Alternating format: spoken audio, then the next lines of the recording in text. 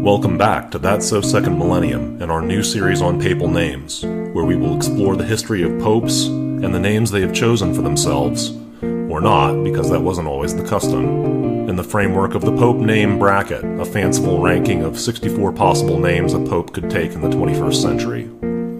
Paul and Bill are back and will cover current events, ancient history, philosophy, theology, and many points between. Welcome back, and we're glad you're joining us.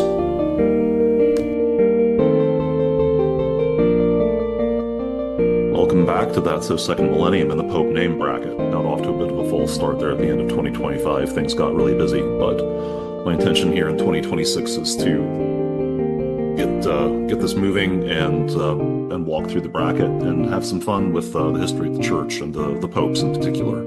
Of course, the history of the church goes far beyond the popes. Sometimes, actually, even to me, that sometimes bothers me. But it's not like it is an interesting history in itself. So without making that confusion of it being the history of the whole church, let's go ahead and get started. So again, the idea of the bracket got a little carried away because, it was spring of last year and the NCAA basketball bracket with all 64 teams was still in my mind. And there have been more than 64 names used for popes. So I thought it was actually, that's not even strictly true. I certainly could come up with 64 names, even if you take the Francis approach of it's the third millennium of the church and we could bring some new names into it. Because actually, there are quite a few very interesting names that you could pull out of the history of the church that would be great names for a pope to take, even if they haven't been taken yet. So in fact, the bracket that I put together, the 7 and 8 seeds, for example, are entirely new names. We'll see. Maybe that's a little crazy. But the first, of course, certainly the first 4 seeds contain nearly all the names, all the top 10 names of pope names that have been taken frequently. Just as a recap, right? So, there's the question of what teams or what names seem to have the best chance of winning the tournament right now, and then there's the question of who's won the tournament, who has the most trophies and banners on their wall. So the Duke, if you will, of Pope names is actually John. John is the only one that's gone past 20, and beyond that, to round out the top 10, we've got Benedict. There's of course been 16 of those. There's Gregory. There's Clement. There's Leo. Leo actually clocks in at number 5. Actually, Clement and Leo are tied for 4th. Innocent. Let's see. Innocent. Now, there's a name that's, it's got a lot of history, but we don't necessarily expect it to be a pope's name in the 21st century. Could be wrong. Pius. Pius went on a tear, as we talked about last time. It was a middle of the pack name for quite a while, and then after Pius VI, there were 7 popes named Pius between the late 18th and mid 20th century. Then we got Stephen. Haven't had a Stephen for a while. Boniface. Haven't had a Boniface for a while, and he's tied with Urban. I believe that rounds out the top 10. Yes. Then we go to Alexander, Adrian, Paul, and then names further down. So. Actually, and I'm going to bring out one of those names further down before we reach the end of the 1 seeds. But, my own idiosyncratic evaluation of the names, I put Leo as the 1 seed, as the top 1 seed, top of the bracket. After that, I did put in Gregory, and then I reached for Paul and Sixtus. So those are the 1 seeds. Today we'll just talk about Leo because there are plenty of Leos, and Leo, there are reasons. There are reasons to take that name. So as far as what Pope Leo, we now have, 8 months of Leo's papacy, close to that, something like that. I think it's 8 months. I think it's beyond 8 months now. So he's had a lot of chance to talk about things. We know he's an Augustinian, so he could have theoretically been the first pope to name himself Augustine. Of course, if we take Francis' example, Francis was a Jesuit, and he did not name himself Ignatius. He named himself Francis. So perhaps Robert Prevost could have decided to take the name Ignatius. It could have been done. Or Dominic. That's also out there. He didn't choose to do that. He chose to take a traditional name. And Leo, again, has a lot of tradition. So Leo, of course, as I was about to say, too many tangents. As I was about to say, his public statements, to my limited knowledge, I haven't been a completist in terms of reading every pronouncement that Pope Leo XIV has made. But he does refer to Leo XIII on a fairly regular basis, and that seems clear that that is his point of reference. And of course, I thought that was a great point of reference. Um, Leo XIII, of course, wrote the encyclical Rerum Novarum. We'll talk a little bit more about it, but that was such an important encyclical that Pius the XI wrote an encyclical, what, Quadragesimus Annus, to commemorate its 40th anniversary. And John Paul II wrote an encyclical Centesimus Annus to commemorate its 100th anniversary. It's pretty clear that it's an important encyclical. And no matter where you're at in church politics, Leo XIII, in a lot of ways, was actually fairly conservative, but he could see that there were problems that the world needed to solve. And Leo XIV, wherever we wind up rating him, if we need to rate him on that axis, um, clearly sees that those problems are still there. They've mutated, they've changed. We now have the digital revolution and AI, in addition to the industrial revolution and capitalism versus the specter at that point of communism uh, that was looming at the time when Leo XIII was writing. So Leo XIV can see that. The economics of the current era are massively important, and they are important to the church. They're important in Scripture. If you actually read enough Scripture with an open mind, you see in both the Old and New Testaments plenty of condemnation of the rich who are unjust to the poor. That's a thing. That's just a thing. And if you read Jesus, for example, his parable about the rich man who puts all tears down his grain bins, tears down his barns, whatever your translation is, puts all his grain and other goods there, and he has so many good things stored up for years to come, and God says, "You fool, I'm going to kill you tonight. What's going to happen with all your stored up wealth?" And then James, the letter of James, weep and wail, you rich, over your impending miseries. Well, that's pretty brisk. So yeah, so it's clearly something that if you just leave that in the background and just want to argue about the finer points of theology or liturgy, which are well worth arguing about, I'm not saying they aren't. But if you do that at the expense of caring about, for want of a better word, let's see, people hate the word social justice, but there's still the social teaching of the church, which goes back to, again, Leo XIII, not exactly an arch liberal, not exactly someone that you can look at and say he betrayed the patrimony of the church, even if you are pretty hardcore conservative on all the liturgical issues. All right, so all of that said, there's also a lot of other history. There's a reason why Leo XIII was the 13th. So let's dip into that. Because, after all, first of all, there must have been a Leo the First. And of course, that was back in the first millennium. In fact, it was in the first half of the first millennium, when people were just elected pope, and they were pope their name, their birth name, because that really didn't become almost universal custom until the second millennium. Many people actually specifically took the name John in the first millennium, starting with John II. But it was not the universal practice by any stretch. And all the Pope Leos in the first millennium, actually, as far as I know from my perusal of the Catholic Encyclopedia from 1909 or whenever it is, uh, so far as one can tell, those were all their birth names. And of course, all of the Pope Leos in the second millennium, those were not their birth names. Of course, so far in the third millennium, that's also the case. We're sticking to that custom.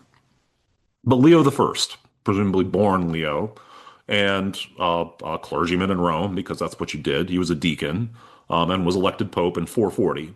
440. Okay, so Christianity has been legal in the Roman Empire for 100 years at that point. And as I read it said fairly eloquently at one point, I forget where, the popes and the rest of the church, after having, dealt with persecution of Roman emperors for centuries, then had to learn how to deal with their loving embrace, which is by no means the easiest thing because plenty of them went off the rails and became heretics, went after Arianism or whatever the flavor of the day was.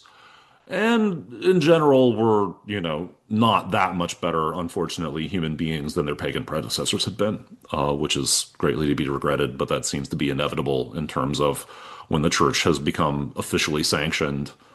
That sort of scandal begins immediately, basically immediately. All right, so Leo the First is in a world that's been, the Roman Empire, the Western Empire. It's been Christian for a century. Things are not going well politically in terms of the, you know, continuing unity of the Western Empire.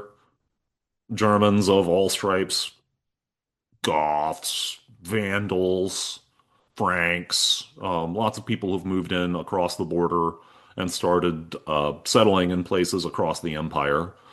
Uh, if contact with the British Isles hasn't been cut off, I mean, not contact, but political unity with the British Isles hasn't been cut off already, it soon will be.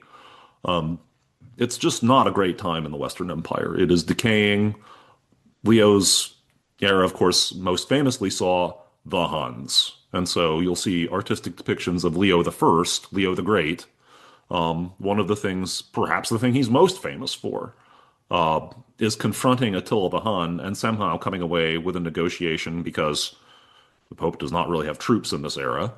And of course, he wasn't alone in this delegation either. But he confronts Attila, negotiates with him, and manages to spare Rome at least that sacking. So that was an achievement. People appreciated that a lot. It was not, I mean, Attila the Hun being, one of the most militarily successful people in history, probably top 25 or something like that. That's not no small accomplishment. The other thing, perhaps, Leo the Great's two most famous achievements are that negotiation with Attila, and the other one being his letter on the nature of Christ, or the natures in Christ, the divine and human nature, which was greatly disputed at the time.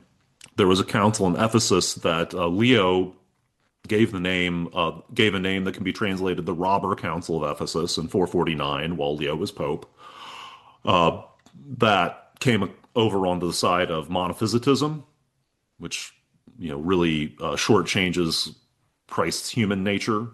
That the incarnation was not really a union of a perfect human nature with the divine nature. The divine nature is allowed to overshadow and sort of rub out essential pieces of the human nature in that heresy. So Leo objects strenuously, writes something called his Tome. It's convenient, commonly called that. In Latin, I think it was Tomus. And of course, he had to have either written it in Greek or translated it into Greek because he then sent it to the East, sends it to the Patriarch of Constantinople. And another council is called the Council of Chalcedon, which is a legitimate ecumenical council in which monophysitism is condemned. And depending on your source, Leo's letter may have been, Leo's writing may have been very, very influential, or at least somewhat influential at that council. So he was well known for that. Besides that, he was pope for 21 years, and he had a lot of work to do as the political situation of the Western Empire was decaying. He had to basically, rebuild the church in many ways. He dealt with many disputes between bishops, and that even extended to the East. He intervened when a heretic was made Patriarch of Alexandria, and Leo was influential in getting that rectified. But he had lots to do in the West. Disputes actually with Saint Hilary in Gaul. They actually had quite a falling out for a while, and it was only later that they reconciled with each other because they are both saints. So that in itself is food for thought in terms of we don't always agree with people, even when we love them. And sometimes even good people can get into disagreement because we're all imperfect. We think of the episode of Finding Jesus in the Temple, when even Mary and Jesus got into a bit of a dispute because they really, just had a lack of communication somewhere along the line. Not necessarily, not either one of their faults in terms of being sin, obviously. So if That's certainly something in my own life that every conflict does not involve sin.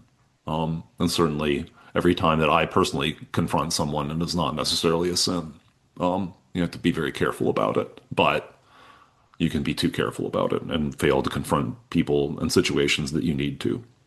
All right, so that's Leo the Great. So he was named a doctor of the church in the 18th century, I believe, by Benedict the 14th. So it took a while, but he has always been understood. I mean, Leo Magnus, Leo the Great. He's always been understood to be a great pope.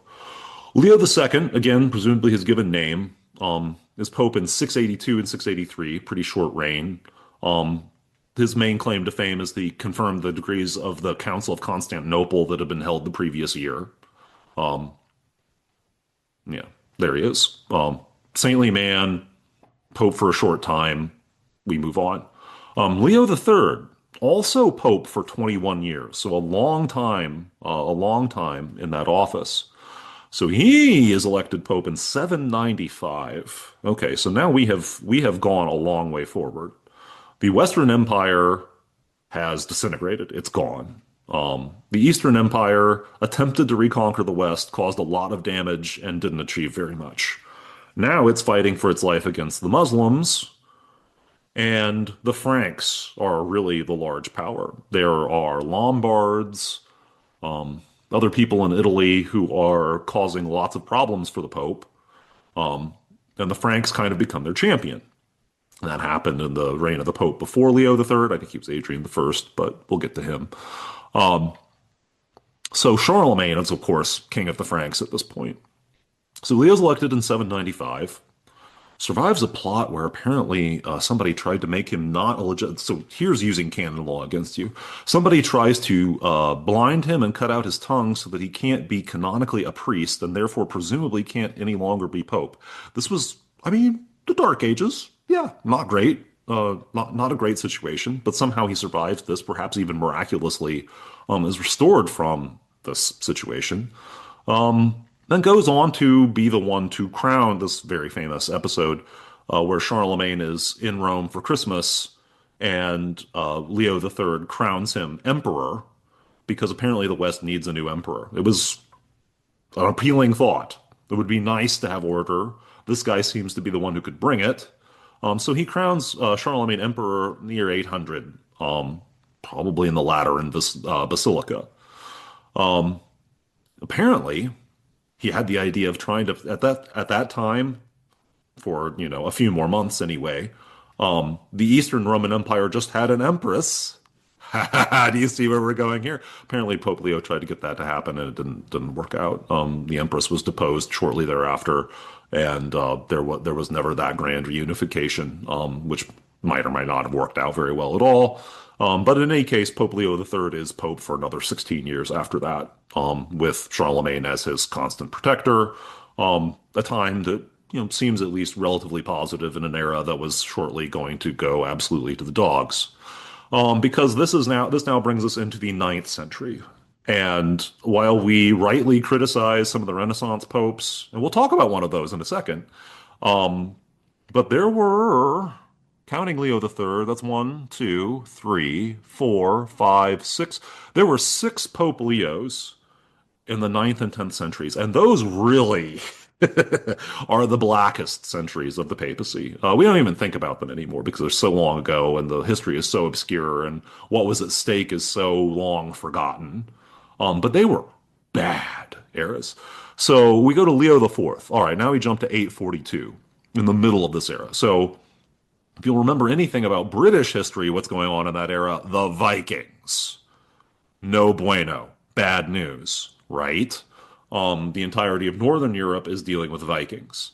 The entirety of Southern Europe, somewhat forgotten, is dealing with Muslim pirates that we refer to as the Saracens. Awesome. So they've taken over Sicily. They've taken over Sardinia. They've probably taken over Corsica. I don't remember the exact details. Maybe they've taken over Corsica at that point. Maybe they haven't. But they're sailing around, killing people and taking stuff. Just really not that much different than the Vikings. Maybe a little bit more civilized. They conquered Spain and whatnot. Charles Martel, of course, in the 8th century had to fight that battle, and there were plenty more to fight. Charlemagne had a share of that to fight. And Charlemagne long gone at this point. So Leo IV, his main claim to fame is he built a lot of walls, and he is Pope Saint Leo IV. I think he is the last. Well, I mean, at the in 1909, he was the last Pope Leo to be made a saint. But he was also a man of the hour, and the hour demanded walls, walls and soldiers, so that there was a Rome to be bishop of. And that was really what he was about. Then we have four popes who are kind of forgettable. Leo V, he was probably Pope in 903. He's in the list. He's on the list. He was one of those awful stories where, he was displaced by somebody named Christopher, widely regarded as an anti-pope. And then Christopher was displaced by somebody named Sergius. Leo may have been dead by that point. Probably, since Leo is apparently a pope and not an anti-pope. You get kind of mixed up in the ninth, 10th, 11th centuries. It's kind of hard to tell. But in any case, he was a pope for a short time and fell victim to the, disorder of the era. So this is, 903. This is the early 10th century. The nadir, probably, of the papacy. Leo VI, Pope in 928 and 9, not a lot to talk about. Pope Leo VII, 936 to 939, so a little bit longer. Uh, he actually, this is so the bright spot in this era is that the Abbey of Cluny is being founded and is growing. So he actually brings Abbot Odo down from Cluny across the Alps to intervene in a fight between the Lombard king of Italy and, somebody who's large and in charge in the 10th century in Rome. Completely, all these people completely forgotten now that it's more than 1,000 years later. But at the time, it was what there was to worry about. So he negotiates, brokers at least temporary resolution between these people. Then we go Leo VIII, 964 and 965. So he is again involved in just, bad political wrangling. Emperor Otho from Germany is attempting to, you know, intervene in Italy, intervening fairly successfully in Italy in various ways, confronting the children of the people who were bothering Leo VII. Um, so there is, it's even debatable. You could, reading the history and squinting at it, like, was Leo VIII an anti-pope? Was he an anti-pope for a while and then maybe a legitimate pope? If you look at the way that he was brought in, John the 12th was an awful person. Like perhaps John the 12th was the worst pope of all time. It's hard to say. Who made the Lateran a brothel, at least that's the saying. That is his reputation. As well as, there were unfortunately multiple popes who were great, awful traitors to their political allies, including, in this case, Emperor Otho. Um, so, and John the 12th was, one of the early popes to take a different name. He was born Octavius. But anyway, so there was a conflict with him. He may not have been legally deposed, even though he was awful. Um, Leo was put in his place, perhaps irregularly. Um, then Otho marches off to do something else, and the Romans depose Leo and put a Benedict in his place, who may or may not be an anti-pope, or maybe he's legitimate pope, and Leo was always an anti-pope. And then Leo is brought back. Otho comes back. Benedict is displaced, and then maybe Leo is really the legitimate pope, at least in 964 and 965. Yeah, hard to say. Um, So the 10th century continues its dismal course and is followed by the 11th century, which is still pretty dismal. We get to Leo the Ninth. So in this era, things have changed in some ways. In some ways, they really haven't. So in this era, there's a lot of buying and selling. So it was a thing in both the ancient and medieval world frequently. The way you got political office in a lot of systems was you bought it. And then you recouped your investment by extracting fees from the people you were nominally serving. Seems pretty repugnant to us. It was a way of life for centuries and centuries and centuries. Unfortunately, that extended to the clergy in that era. And once you're in the position of buying an office as a priest, curate of this or that, abbot of this or that, bishop of this or that, you then also tend to be the sort of person who really enjoys the finer things in life, including a concubine, even though you're in the Western Church and you know you're not supposed to be married. Um, but that was apparently absolutely rampant by the 11th century and probably in the 10th with people like John the 12th as role models. So Leo the Ninth is born Bruno in Germany. And in this era, interesting and different about it is that up to now, the popes have basically been elected from Rome. And in fact, they've basically been deacons in Rome. Um, that's how you get to be pope. You're one of the seven deacons in Rome, and people look around the room, and it's like that guy, he needs to be pope. Um, and the papacy becomes more international already in the 11th century. And there are a number of Germans actually from that era, and Leo the Ninth is one of them. So he's born in Germany. He's a bishop in Germany. He's so renowned for his holiness, which people haven't completely given up on, that the Romans actually ask for either him or the Bishop of Lyon, which is an interesting situation. But the emperor says, "Hey, this Bruno, he's a great guy. I want him to be pope, and you want him to be pope, so let's make this happen." So it actually happened, and he was pope from 1049 to 1054, and he's one of the first popes to employ. So he's a reformer in himself. He is trying to fight this deeply embedded situation of buying and selling of church offices and the linked vice of uh, priests having women on the side. So he's confronting this because he's not doing this himself, and he employs, again, like I said, one of the first popes to employ the services of another German fellow named Hildebrand, who turns out to be an extremely competent gentleman and served four or five popes, keeping track of money, negotiations, embassies here and there. Um, and eventually will be against his will because he knows how bad the situation is. Elected Gregory VII, a major reformer, and definitely a watershed in terms of the history of the papacy. In the whole second millennium, in a way, I think you could see as an arc from Leo the Ninth to Gregory VII's attempts at reform, all the way to the First Vatican Council and the ever evolving and centralizing structure of the papacy in an attempt to deal with legitimate problems, even though the situation that we have now might need some further reform now that we're reaching the third millennium and things have changed again. So anyway, that's Leo the Ninth. Not so famous in himself. And maybe he was Saint Leo the Ninth, actually. I'm not sure if he's been canonized or not. He certainly sounds like somebody you could canonize. All right, so that's the 10th, I'm sorry, the 11th century, the 1000s. The year 1054 is when Leo the Ninth dies. So that's nine Leos between the 5th century and the 11th century. It had quite a run in the bad era of the 9th and 10th centuries. So then we take a short, almost 500-year break, and then we get Leo the Tenth. Ah, Leo the Tenth. Okay, so again, we're in the second millennium now. We're way into the second millennium. Popes definitely take regnal names that are not their birth names. Who is this guy, you ask? What was it? His name was Giovanni de Medici. Oh, yeah, what does that mean? Yeah, he was a Medici pope. Okay, great. When did he reign? For 1513 to 1521.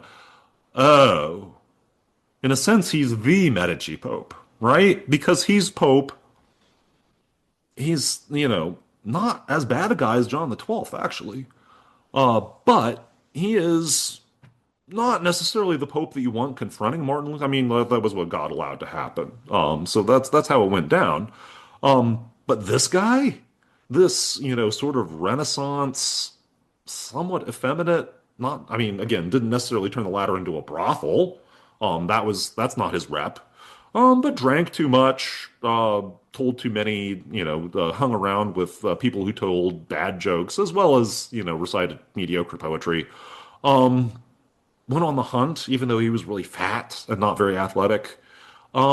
Just not Pope material, you would think. A patron of the arts, yes, absolutely. Um, Horribly treacherous to, the emperor and the king of France and everybody else who was meddling in Italian politics. Yes, absolutely double, triple, quadruple dealing with yes, that guy. That guy. That guy. That's Leo the Tenth. Um, right. So, so after Leo the Ninth, fairly saintly guy, if not absolutely a saint, we give the name a rest for 500 years. Do you think we would give the name a rest? Maybe permanently after Leo the Tenth? No. Actually, we do elect a Leo the 11th in the following century. He is Pope in the month of April 1605, and then he dies. He dies actually the day before my birthday. He's Pope from like April 1st to April 27th of 1605. And he took the name Leo. Why? Not sure. But his given name was Alessandro, several other names, de Medici. Oh, I guess he at least had, and he was by all accounts a better cut of clergyman than Leo the Tenth had been. But in any case, he's Leo the 11th. It's still, you still have the legacy of Leo the First, Leo the Third, Leo the Ninth to look back on. It's still a name with positive connotations. It had been almost a century, and then the name is retired. Then the name is retired for over 200 years again. Okay, who brings it back? All right, so we mentioned Pius the Sixth. Pius the Sixth is Pope, from the 1770s until 1800. Um, Pius the Seventh is Pope from about 1800 to 1823. So that's the entire French Revolution and Napoleonic era.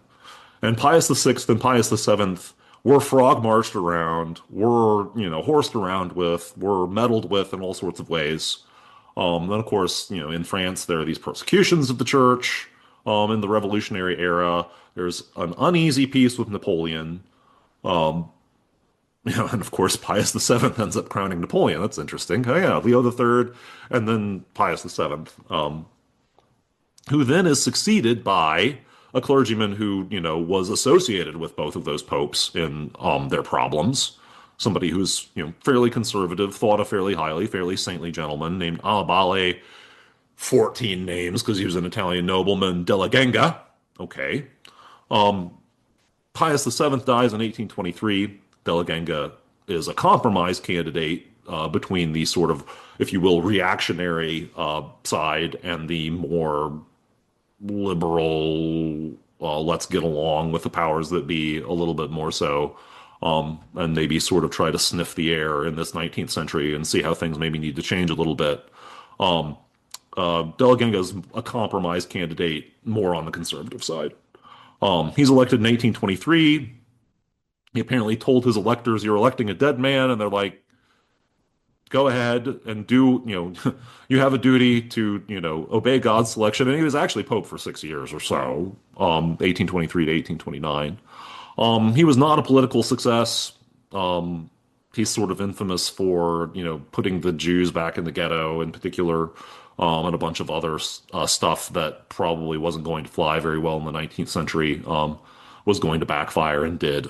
Um, he was more successful inside the church, at least in the take of the person writing his article in the Catholic Encyclopedia. And there was some progress on Catholic emancipation in Protestant countries during his time. So it became a little easier to be Catholic in the UK. It became a little easier to be Catholic in the Netherlands. So these were positive developments. And he tried to put things right inside the church, which certainly always needs it.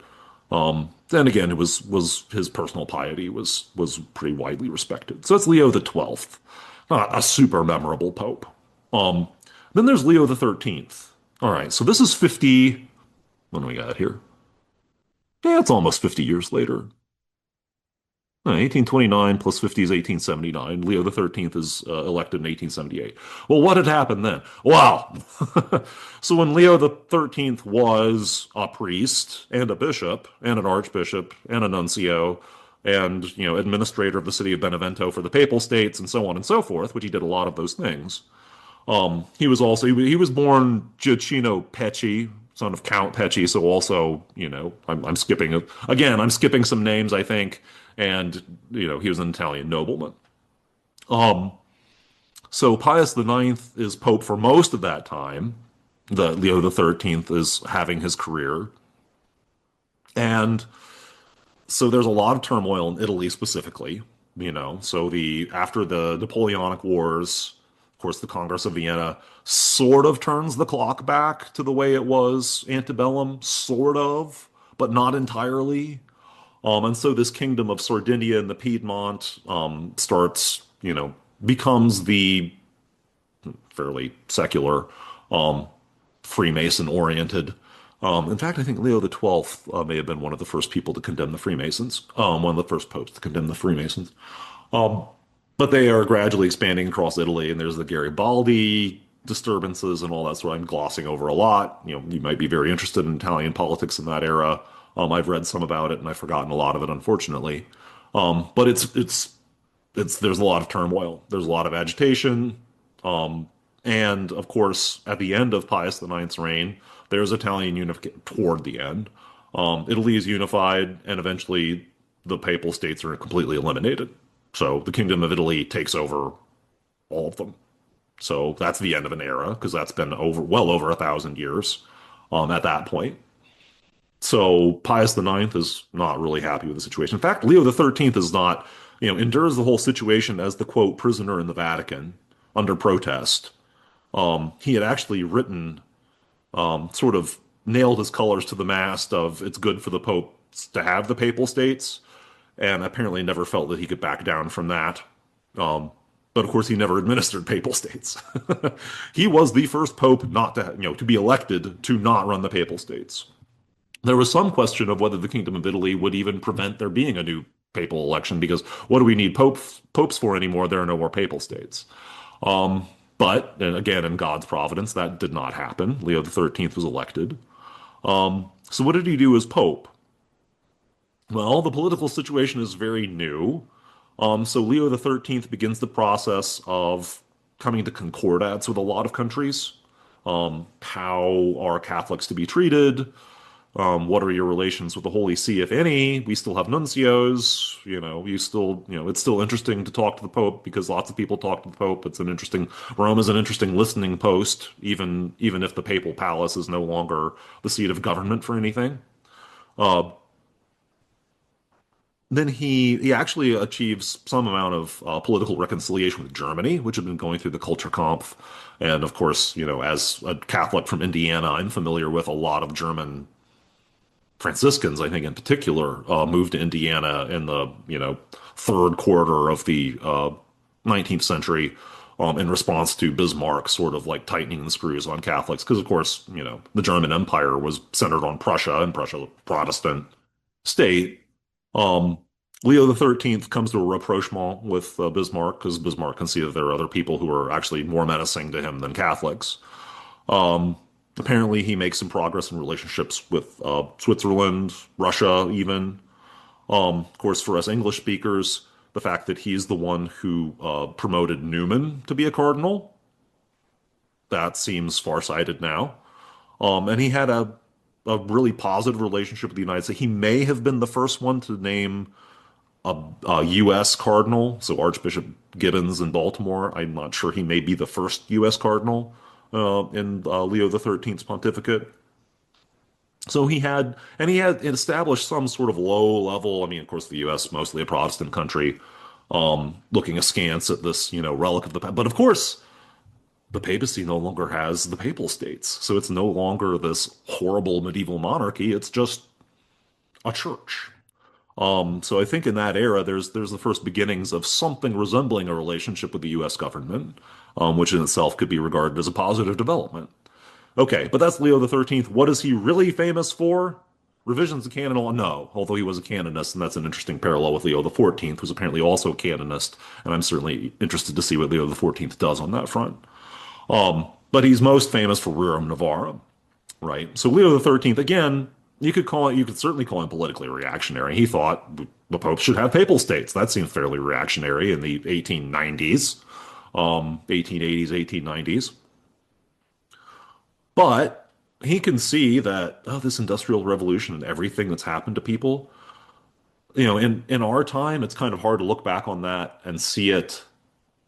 I mean, I think even, especially for people, born or only conscious of much of anything in this century, if you're born after 1990 or 1995, it may be even harder for you than it is for me to think about things were really bad for a lot of people in the 19th and early 20th century. I mean, like really bad.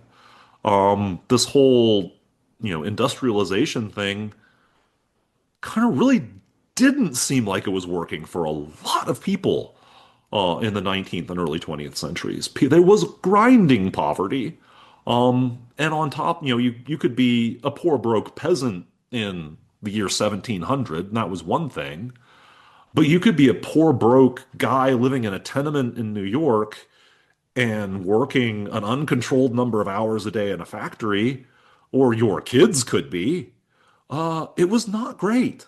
It was really not, and it was really, right through the 30s, really open to question whether this whole industrial revolution was a net positive for the human race. You could question that.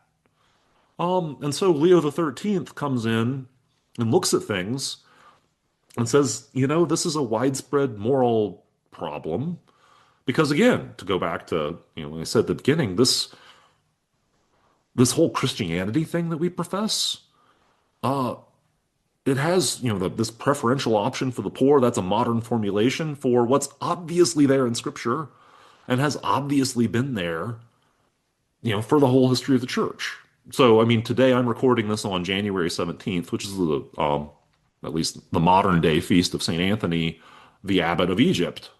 Um, and the second reading from the Office of Readings for today, I think written by Athanasius. What did Anthony? It's the early part of Anthony's career. He goes to church. His parents have died. He's 20 or something. Um, he goes to church and he hears, sell what you have, go and follow me. And he does that. And he, in stages gets rid of everything. He has a sister who's dependent, and he finally, rather than holding some stuff in reserve for his, sister's material benefit, he says, "I'm going to entrust her to this convent, and I am just going to get rid of everything." And he becomes a laborer. He's not really sure what, this reading is not clear on what kind of labor.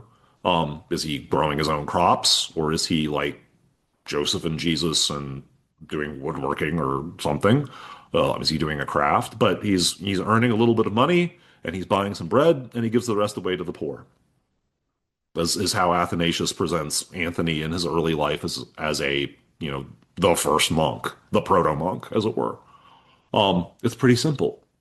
And it's, again, that is, this central, go sell what you have, you'll have treasure in heaven, give to the poor, Jesus tacks onto that, and then come and follow me. Okay. Now it's a really open question as to whether just giving stuff to the poor is the best way to serve them. Whether we need to be sort of slavishly literal about that phrase, or whether there's other better things that we need to do to help people maybe take care of themselves, um, actually have some economic independence. And I mean, because that was, after all, what Anthony was doing. He was providing for himself. Is that, it'll be very interesting to see what Pope Leo, supposedly the title of his forthcoming encyclical might be um, Magnifica Humanitas, which the news agency I saw, push that abroad, might said, tried to translate it as Magnificent Humanity. I suspect that it's more Magnifica, as in Our Lady's Magnificat, my soul magnifies the Lord. Maybe it's meant to be translated Humanity glorifies God, um, as I suspect maybe what that's going to start out being. But that promises to be a pretty broad view of human nature and human flourishing. Um, One of the great sayings from the patristic era before Leo I, Bishop Barron likes to repeat this phrase from Irenaeus of Lyon.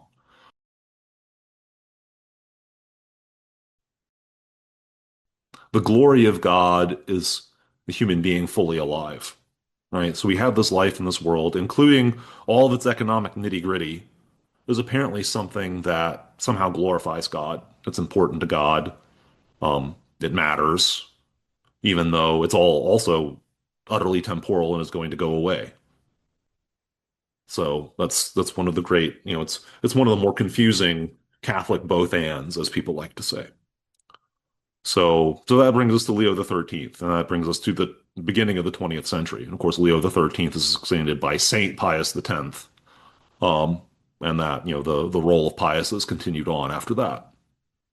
But it was a great name, and I hope you have some sense of why I thought it was a great name, and maybe even why Robert Prevost thought it was a great name um, a year ago, and when he was somewhat surprisingly elected, chose to bring that name back out of retirement and send it on another spin because maybe we need a Leo right now.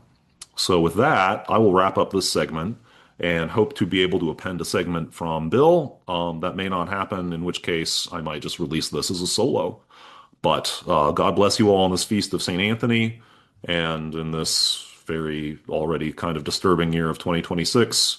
And yeah, may the Lord's will be done. Hey, Paul, this is Bill Schmidt.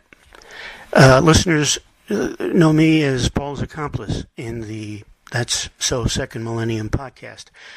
I'm here to offer my appendix, even though it's much more common to remove an appendix rather than add one. Paul's overview of Leos in the context of history was really instructive. He kept history fast-paced, proving that time flies when you're having fun, or you can have fun while time is flying. Let me offer a few thoughts that struck me as we reviewed the lineage of Leos. These thoughts are about current times, in the spirit of the saying that history may not repeat itself, but it rhymes. So first, you gotta love the way that Leo XIII proved a truth that we see today. When the Catholic Church is freed from secular concerns like the Papal States, it can make its greatest and timeliest contributions by reflecting on the state of the world and getting the world to reflect on what the heck it's doing. Rerum Novarum was a wonderful document, really vital social teaching, and our education is sorely lacking to the degree that we forget or don't even learn about the spiritual and moral perspectives that we continue to need. And I'm excited to see Pope Leo XIV's encyclicals, including Magnificat Humanitas. I agree that the best translation of that is Humanity Magnifies the Lord. The promise of artificial intelligence, by the way, that subject has grabbed my own attention, is that it will magnify humans and human technology with an unspoken or implicit goal of replacing God. Humanity is magnificent, but only when connected with its creator and when its efforts are based on its origin, namely being made in the image and likeness of God and seeking an eternal connection to God's kingdom. My second point, Paul said Leo XIII might have wished he still had something like the Papal States, and I can see that. The world was very secular, increasingly so back then, and the Pope might have been listened to more seriously by world leaders if they were saying, gee, the Pope is a sovereign leader like us. Speaking of sovereignty, this may be a leap of logic, and I'm certainly not comparing Pope Leo XIII or XIV to Donald Trump, but I can't help but think that one reason for Trump's tough talk about Greenland has been his strategy to have a control over the island that resembles sovereignty, not just a treaty. Trump sees Europe as weak in the context of the future conflicts of the U.S. with China and Russia. He might think that a country like Denmark could be pressured to surrender its territory of Greenland to China, but not if the Monroe Doctrine 2.0, or the Donroe Doctrine, declares Greenland is more formally tied to America and the whole Western Hemisphere. So until the world is globalized, the sovereignty of countries is still important. But back to Leo XIII. It is indeed providential that those times of industrialization prompted the Pope to set important baselines for the Church, enduring baselines, and to get the Church thinking about material progress and the dignity of all people. Leo XIII was crucial in raising the world's consciousness about the poor. So we owe so much to him. Well, with that quick updating and politicization of my friend Paul's review of the Leos, I will stop my comments here. I welcome feedback from Paul and all our listeners. Thanks, everyone. We hope you enjoyed this new episode of That's So Second Millennium. Feel free to subscribe, share, or leave us a comment at that'sso2ndmillennium.net. Thanks for listening.